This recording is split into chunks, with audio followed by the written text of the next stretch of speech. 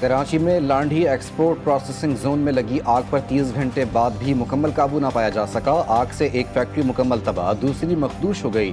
5 fire fighter जख्मी, एक ही हालत तशवीशनाक। फायर ब्रिगेड हुक्काम के मुताबिक आग केमिकल की मौजूदगी और तेज़ हवा के बायस फैली। आग लगने की वजह अब तक मालूम ना हो सकी। आग ने फैक्ट्री से मुतसिल गोदाम, कपड़ों के गोदाम और प्लास्टिक बनाने वाली फैक्ट्री को भी अपनी लपेट में ले लिया।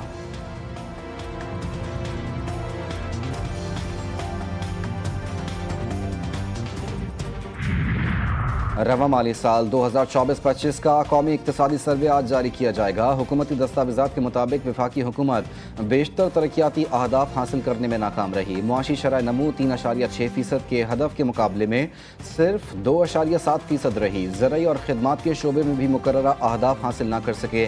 ताहम सनती शोबे ने बेहतर कारकर्दगी दिखाई और 4.4% के हदफ के मुकाबले 4.8% तरक्की रिकॉर्ड की गई।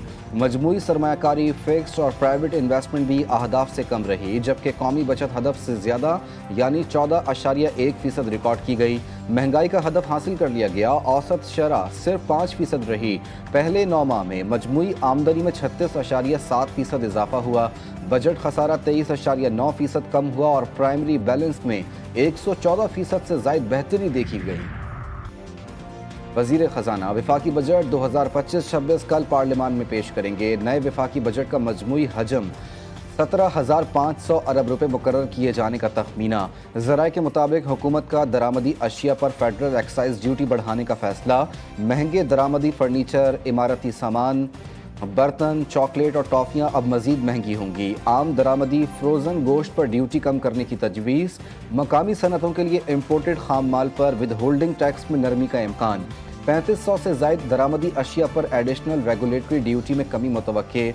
850 सीसी गाड़ियों पर सेल्स टैक्स में 5.5% इजाफा मुतवक्के। और मुल्क भर में ईद उल अज़हा का आज तीसरा रोज़। अल्लाह की राह में आज भी लाखों जानवर कुर्बान किए जाएंगे। ईद का दूसरा रोज़ भी मजहबी जोश व खरोश, जज्बा ईसार और समाजी हम आहंगी के साथ मनाया गया। लाखों शहरियों ने सुन्नत इब्राहिमी की पैरवी करते हुए जानवरों की कुर्बानी की। रिश्तेदारों, गरीब, मुस्तहिकीन, नादार लोगों में गोश्त की तकसीम का सिलसिला भी जारी रहा। वज़ीर आज़म शहबाज शरीफ का मुख्तलिफ ममालिक के सरबराहों को टेलीफोन। तुर्क सदर रजब तैयब एर्दोगान को ईद उल अज़हा की मुबारकबाद दी। वज़ीर आज़म का तुर्क अवाम सदर रजब तैयब एर्दोगान के लिए नेक ख्वाहिशात का इजहार। जंग के दौरान पाकिस्तान की गैर मुतज़लज़ल हिमायत पर तुर्क सदर का शुक्रिया अदा किया। दोनों रहनुमाओं का गुज़िश्ता मुलाकातों में किए गए अहम फैसलों पर तेज़ी से अमल दरामद पर इत्तेफाक। वज़ीर आज़म की काज़ाकिस्तान के सदर और अवाम को ईद उल अज़हा की मुबारकबाद। दोनों रहनुमाओं का दो तरफ़ा ताल्लुकात पर तबादला ख्याल। दोनों रहनुमाओं को दो तरफ़ा ताउन को बढ़ाने के अज़्म का इरादा। पाकिस्तान का सिफारती वफ़द दौरा अमेरिका मुकम्मल करके लंदन पहुंच गया। वफ़द बरतानिया में भारतीय जारहत पर आगाह करेगा। वाशिंगटन में पाकिस्तानी पार्लिमानी वफ़द की भारत को फिर मुज़ाकरात की दावत। बिलावल भुट्टो ने कहा कि भारत से तमाम मामलात पर बातचीत के लिए तैयार हैं। भारत के जो भी तहफ़्फ़ुज़ात हैं वो हमारे साथ शेयर करे। भारत पानी को बतौर हथियार इस्तेमाल कर रहा है। 24 करोड़ पाकिस्तानियों का पानी रोकने का इक़दाम जारहत है। बिलावल भुट्टो ने अमेरिकी टीवी को इंटरव्यू में कहा, भारत ने इंतहाई गैर जिम्मेदाराना सबूत दिया। भारत जानबूझकर ऐसी हरकतें करके जंग को हवा दे रहा है। अगर अब जंग छिड़ी तो सदर ट्रंप के पास इसे रोकने की मोहलत भी नहीं होगी। ने जो पाकिस्तान को इज्जत दी और वज़ीर आज़म शहबाज शरीफ की क़यादत में फील्ड मार्शल सईद आसिम मुनीर की हिकमत अमली के तहत जो उन्होंने अपना किरदार अदा किया, तो अल्लाह ताला ने पाकिस्तान को, पाकिस्तानियों को दुनिया भर में एक इज़्ज़त दी है। अल्लाह ताला ने पाकिस्तान को बड़ी इज्जत से नवाजा। फील्ड मार्शल की हिकमत अमली से भारतीय जारहत का मुंह तोड़ जवाब दिया। वफाकी वज़ीर इत्तलात अता तारड़ की मीडिया से गुफ्तगू। कहा, वज़ीर आज़म के दोस्त मुल्कों के सरबराहान से टेलीफोनिक राब्ते हुए। पाक भारत कशीदगी के दौरान दोस्त मुल्कों ने पाकिस्तान की भरपूर हिमायत की।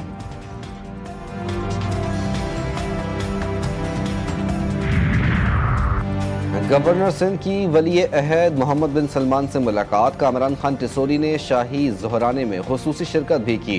कहा कि हज के मुकद्दस सफ़र के लिए शाही मेहमान के तौर पर मदऊ करने पर सऊदी क़यादत खुसूसन वली अहद का तहे दिल से मशकूर हूँ। गवर्नर सिंध ने वली अहद की जानिब से हुज्जाज कराम के लिए मिसाली इंतज़ामात को सराहा।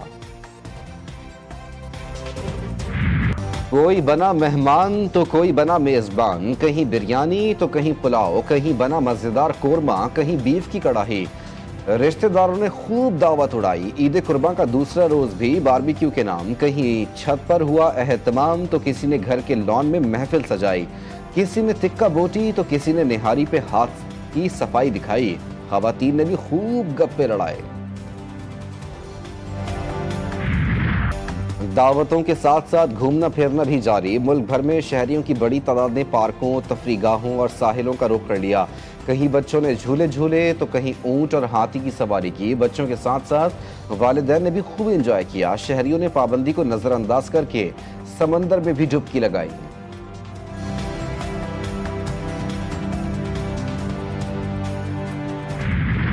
कल से सड़क पर ही घूम रहा हूँ। बाकी लोगों को तो ये फुर्सत और इशरत हासिल है कि वो ठंडी मशीन वाले कमरे में बैठकर इल्जामात की मनफी सियासत कर सकें। आज ईद उल अजहा का दूसरा दिन है। हमने कराची के 7 अजला में और 25 के 25 टाउन्स में अपने कलेक्शन पॉइंट्स बनाए। अभी तक कराची शहर से 37,547 टन आलाइशें हम कराची के 25 के 25 टाउन से उठाकर कराची की 3 लैंडफिल साइट जो हमारी हैं वहाँ उनको मुंतकिल किया है। मेयर कराची और बल्दियाती इदारों के दावे धरे के धरे। शहर के मुख्तलिफ इलाकों में गंदगी और गलाजत ने शहरियों का जीना दूभर कर दिया। जगह जगह आलाइशें जमा होने से बदबू और ताफुन से मुख्तलिफ बीमारियां फैलने का खदशा। मुर्तज़ा वहाब का 2 दिन में 37,000 टन से ज़ायद आलाइशें उठाने का दावा। कहते हैं कराची के तमाम अजला और टाउन्स में कलेक्शन पॉइंट्स बनाए गए हैं। शहर की बड़ी शाहराहें धोने का फैसला किया गया है। एसी कमरों में बैठकर तनकीद करना बड़ा आसान है। शहर का जो हाल एनक्यूएम ने किया वो सबको पता है। शहर में सफाई के निज़ाम में मजीद बेहतरी लाई जा रही है।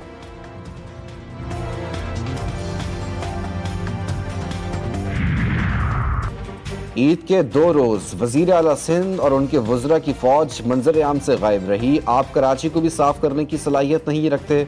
पिछले 16 बरसों से सिंध हुकूमत और उसके बच्चे जमहूरों का एक ही रोना है। सिंध हुकूमत के पास न बताने को कुछ है न दिखाने को। वजीर इत्तलात पंजाब आज़मा बुखारी का मेयर कराची के बयान पर रद्द-ए-अमल। कहा हसद का इलाज तो हकीम लुकमान के पास भी नहीं था। ईद के रोज भी वो अपनी नाकामियां छुपाने के लिए फजूल किस्म की तनकीद करने से बाज नहीं आए। सफाई मुहिम पंजाब एक बार फिर बाजी ले गया। वजीर आला पंजाब की निगरानी में आलाइशें उठाने के लिए सूबे के 10 डिविजन्स में ऑपरेशन क्लीन अप जारी। पहली बार पंजाब में कलेक्शन पॉइंट्स बना दिए गए। शहरियों में लाखों थैले भी तकसीम। आलाइशें उठाने के बाद सड़कों पर अर्के गुलाब का छिड़काव। वजीर आला पंजाब कहती हैं गली मोहल्ले चौक चौराहे साफ नजर आने चाहिए।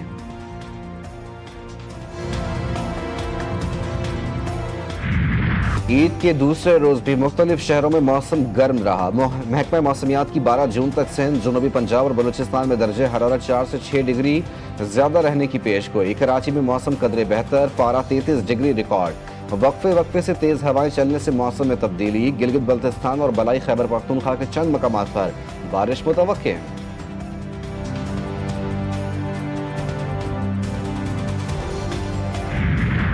मोदी सरकार का कश्मीर में रियासती दहशतगर्दी का घिनौना खेल जारी।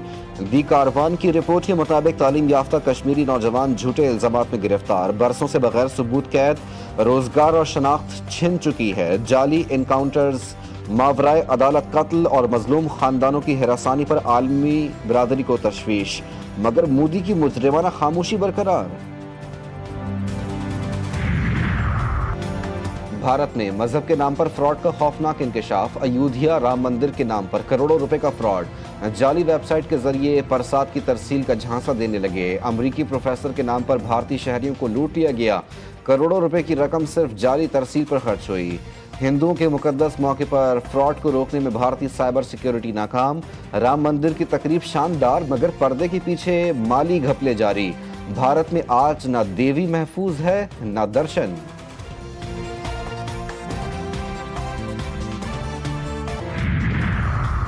इसराइल की जौहरी तनसीबात से मुतालिक हजारों हसास दस्तावेजात ईरान के हाथ लग गईं। ईरान ने इसराइली हसास दस्तावेजात को कीमती खजाना करार दे दिया। ईरान का इसराइल की हसास दस्तावेजात जल्द मंजर आम पर लाने का ऐलान।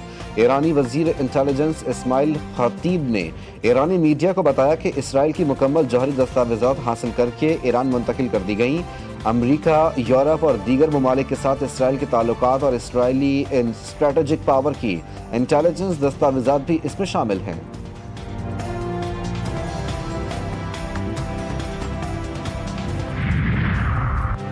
जदीद क्रिकेट में स्पेशलिस्ट बैटर्स का फार्मूला नाकाम हो चुका। अब हमें ऐसे हिटर्स चाहिए जो कम गेंदों पर ज़्यादा से ज़्यादा रन्स बनाएं और सूरत हाल के मुताबिक खेलें।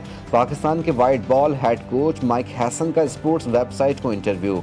कहा, तीनों फॉर्मेट्स अब एक दूसरे से बहुत मुख्तलिफ हो चुके हैं और हमें हर नंबर के लिए मुतबादिल ऑप्शंस पर गौर करना होगा।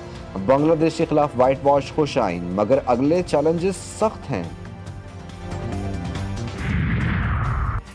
पाकिस्तानी रेसलर अतहर जाहिद ने भारतीय रॉकर को शिकस्त दे दी। 29 साल अतहर जाहिद ने भारतीय रॉकर सम्राट वीरेंद्रा को शिकस्त दी। अतहर जाहिद ने इंटरनेशनल रेसलिंग ग्रैंड इवेंट में अपने एजाज का दिफा किया। कहा कि खटमंडू में भारत के खिलाफ कामयाबी ईद का तोहफा है। भारतीय रेसलर के खिलाफ फाइट में जख्मी भी हुआ। इंटरनेशनल टाइटल जीतकर पाकिस्तान आ रहा हूं। और 400 साल से जारी तलाश, मौत से जिंदगी का सफर, एक्शन, थ्रिल, एडवेंचर और जुनून की अनोखी कहानी। फिल्म ड्रैकुला 30 जुलाई को रिलीज की जाएगी। ट्रेलर ने आते ही धूम मचा दी।